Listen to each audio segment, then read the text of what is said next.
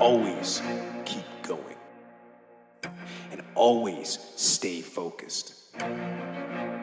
Because that's the mentality that you have to have, is that it's never finished.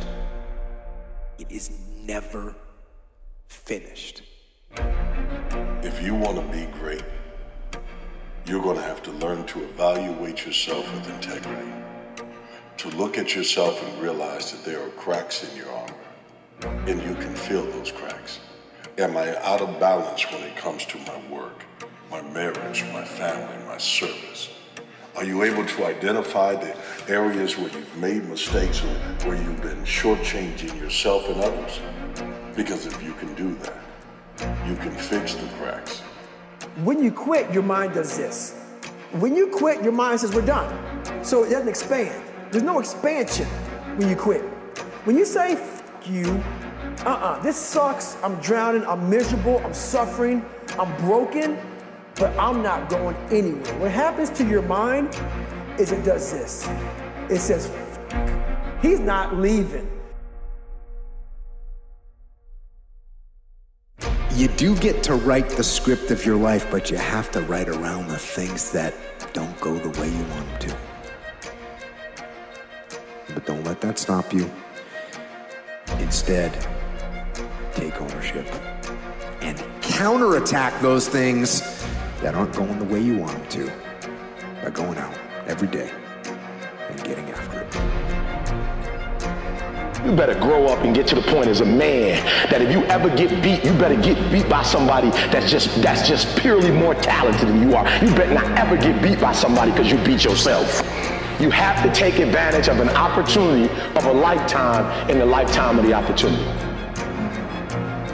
So we gotta expand. We gotta grow. We gotta figure this fucking thing out. So then these compartments in your brain, they have to work. And then you start to engage parts of your mind that you never engaged before. When you're in suffer mode and you say, I'm not gonna quit.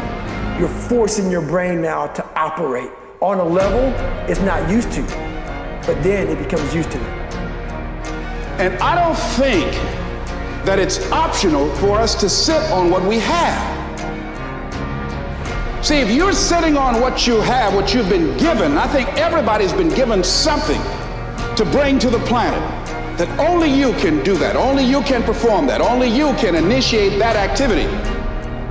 And if you don't do that, if you're not filling in your life with your life work or your mission, then there are gaps in your life.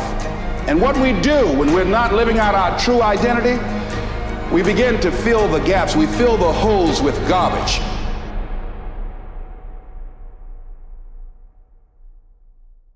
If you don't face reality, you can't fix it. If you don't face your past, you can't learn from it.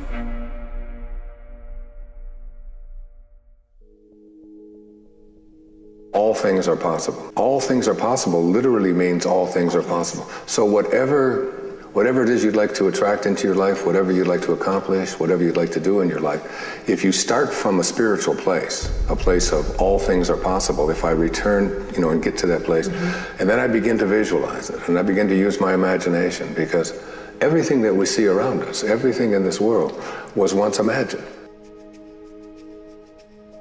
If you can learn how important your imagination is, and that's where your spirit is, in that place, and then once you go to that place, in what it is you'd like to attract into your life, you're coming from a spiritual place, absolutely nothing is impossible.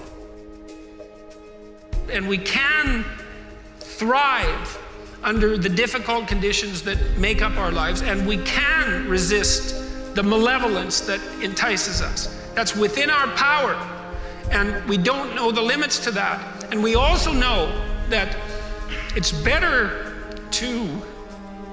we all know this, that it's better to live courageously than cowardly. Everyone knows that. We know that you should pick up your damn responsibility and move forward. Everyone knows that. It's part of our intrinsic moral nature. You could be in the best place and be absolutely miserable. You can live in a palace and be horrendously miserable. You can live on the street and be exuberantly joyful. Both are possible. So your experience of life is where your destiny is, because it's your experience of life that determines the quality of your life, not where you are, where you're going, what you're doing. No, these things are only socially relevant, they are not existentially relevant. Existentially for you as you sit here, what is your experience of life? How profound is it? How pleasant is it? How wonderful is it? This is all that determines. This destiny 100% you can take charge of this, because human experience is caused from within.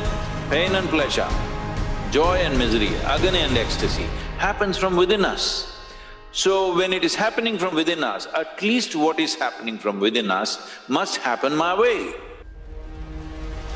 Everyone knows that you wake up at 3 in the morning when you've let your life go off the rails, and that you berate yourself for your uselessness and your cruelty and your failure to take the opportunities that are in front of you. And if you were the master in your own house, in some sense, the captain of your own destiny, if there was no intrinsic nature, well, that would never happen. You'd just let yourself off the hook. There'd be no voice of conscience tormenting you. You have to lose your fear of failure. Failure is a part of the process. People who never fail never try.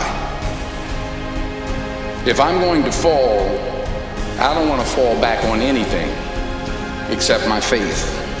I want to fall forward. Reggie Jackson struck out 2,600 times in his career, the most in the history of baseball. But you don't hear about the strikeouts. People remember the home runs. Fall forward. Thomas Edison conducted 1,000 failed experiments because the 1,001st was the light bulb. Fall forward. Every failed experiment is one step closer to success.